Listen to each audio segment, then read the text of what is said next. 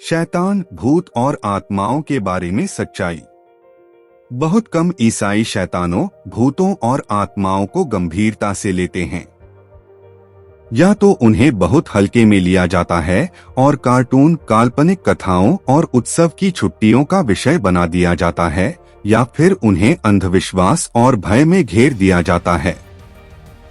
आत्मा की दुनिया के बारे में कई गलत विचार, अंधविश्वास और बुतपरस्त विचार हैं, लेकिन बाइबल एकमात्र स्रोत है जिस पर इस मामले पर भरोसा किया जा सकता है।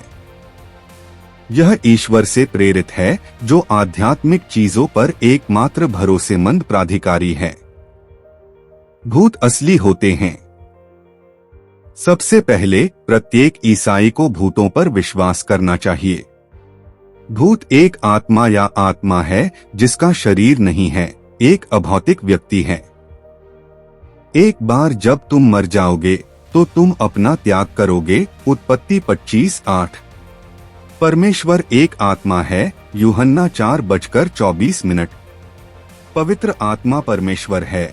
मैथ्यू 28:19। प्रेरितों 5:3। क्रूस पर मरने के बाद यीशु ने अपना भूत त्याग दिया। लूका 23:46। क्या तुम नहीं जानते कि तुम्हारा शरीर पवित्र आत्मा का मंदिर है जो तुम में है? 1 कुरिन्थियों 6:19। अगर किसी को लगता है कि यह सब अवैज्ञानिक या मिथकों की बातें हैं, तो वैज्ञानिकों के बीच इस बातचीत पर विचार करें कि क्या मशीनों में भूत हो सकते हैं, या हम कैसे रोबोट और कंप्यूटर में जो हमारे बारे में सारहीन है उसे बना और स्थानांतरित कर सकते हैं। बाइबल कालानुक्रमिक नहीं है, यह अपने समय से बहुत आगे है। शैतान मौजूद है। दूसरा, शैतान वास्तविक है, और ऐसे ही कई शैतान और दुष्ट आत्माएं भी हैं जिन्होंने परमेश्वर के प्रति विद्रोह में उसका अनुसरण किया है। बाइबल उन्हें राक्षस नहीं कहती, जो अच्छे या बुरे हो सकते हैं। शैतान हमेशा बुरे होते हैं। इससे भी अधिक यह कि सभी शैतान और दुष्ट आत्माएं परमेश्वर, यीशु और यहाँ तक कि प्रेरित पौलुस को भी जानते हैं। प्रेरितों 19:15। याकूब 2:19। यह उससे भी अधिक बाइबल है जितना अधिकांश लोग जानते हैं। यीशु को शैतान द्वारा प्रलोभित किया गया था। मैथ्यू 4:1। शैतान ने मनुष्यों के लिए जाल बिछाए हैं। 1 तीमुथियुस 3:7। 2 तीमुथियुस 2:26। 2 कुरिन्थियों 11:14। ईसाइयों को निर्देश दिया गया है कि वे शैतान की युक्तियों के विरुद्ध खड़े हों। इफिसियों 6:11। और उसकी युक्तियों से अनभिज्ञ न रहें। 2 कुरिन्थियों 2:11। आज जादूटोना, भूतविद्या और उन आत्माओं के माध्यम से आध्यात्मिक ऊर्जा और शक्ति की खोज में वृद्धि पर विचार करें जो बाइबल के भगवान नहीं हैं। यह सब ईश्वर द्वारा निषिद्ध है, क्योंकि इससे लोगों को धोखा दिया जाता है, नियंत्रित किया जाता है और अंततः उन प्राणियों की संपत्ति प्राप्त होती है जिनमें सत्य, धार्मिकता, शांति या खुशी नहीं होती है। इस आध्यात्मिक आवश्यकता को केवल ईश्वर ही पूरा कर सकता है। केवल सत्य ही शैतानों, बुरी आत्माओं और उनके झूठ को उजागर कर सकता है कि वे क्या हैं, अधर्मी। केवल परमेश्वर के वचन पर विश्वास ही आपकी आंखों को रोशन कर सकता है। क्या आप पर कब्जा है? तीसरा, सुसमाचार में विश्वास करने पर आप पर प्रतिज्ञा की पवित्र आत्मा की मुहर लगा दी गई है और अंधकार की शक्ति से छुटकारा पा लिया गया है। इफिसियों 1:13। कुलुस्सियों 1:13। बाइबल में दुष्ट आत्माएं और शैतान लोगों पर कब्जा कर लेते हैं और उनसे अजीब और कभी-कभी शक्तिशाली काम करवाते हैं। यह उन लोगों के लिए एक डरावनी बात हो सकती है जो बचाए नहीं गए हैं या जिन्हें मसीह की सच्ची शक्ति का ज्ञान नहीं है। मसीह के सुसमाचार द्वारा बचाए गए लोगों के लिए भगवान ने भय की भावना नहीं दी है। 2 तीमुथियुस 1:7। क्यों? एक बार जब हम सुसमाचार पर भरोसा करते हैं तो ईसाई पवित्र आत्मा द्वारा मसीह के शरीर के सदस्य बन जाते हैं। 1 कुरिन्थियों 12:13।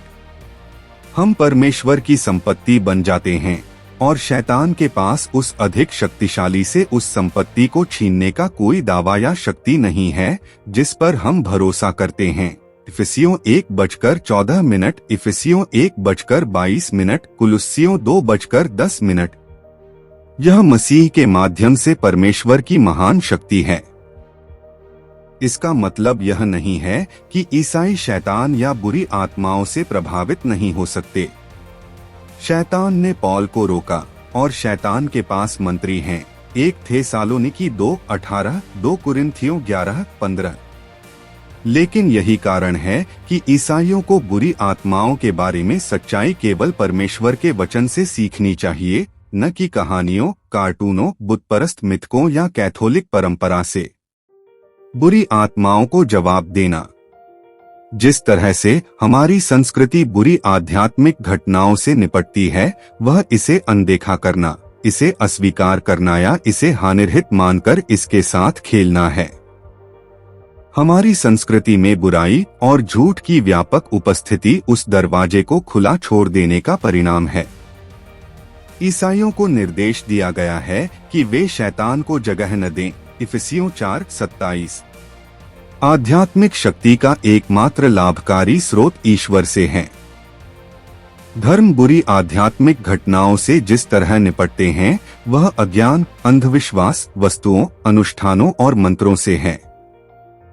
यह कोई संयोग नहीं है कि विचित्र आध्यात्मिक गतिविधि उन धार्मिक समूहों में सबसे अधिक देखी जाती है जो आध्यात्मिक शक्ति तक पहुंच का दावा करते हैं, लेकिन जिनके पास सुसमाचार गलत है।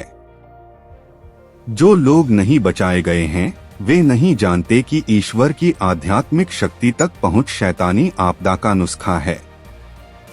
शायद कैथोलिक चर्च में ओझाओं की इतनी आवश्यकता होने का कारण यह है कि उनके पादरी मुक्ति के सुसमाचार द्वारा संरक्षित नहीं हैं।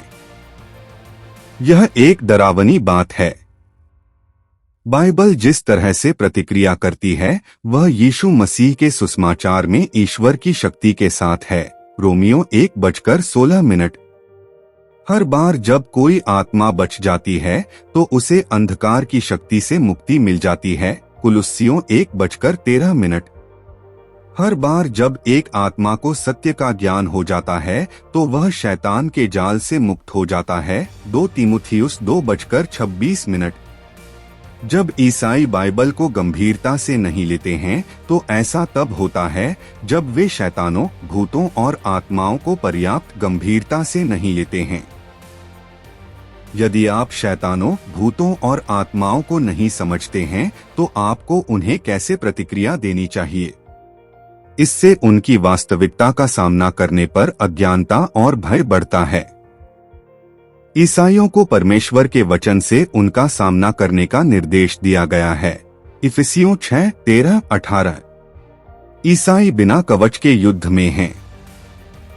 यह हारने का एक निश्चित तरीका है। शैतान, भूत और आत्माएं वास्तविक हैं, लेकिन अगर हम यीशु मसीह के सुसमाचार के माध्यम से भगवान की शक्ति पर भरोसा करते हैं तो हमें उनसे डरने की जरूरत नहीं है। अनदेखी चीजों के बारे में अज्ञानता और भय की भावना को दूर करें। यीशु मसीह से शक्ति, प्रेम और सच्चा उपदेश प्राप्त करें। हे मेरे भाइयों, प्रभु में और उसकी शक्ति के बल पर बलवंत बनो। इफिसियों 6:10। क्योंकि परमेश्वर ने हमें भय की नहीं परंतु सामर्थ और प्रेम और संयम की आत्मा दी है। 2 तीमुथियुस 1:7।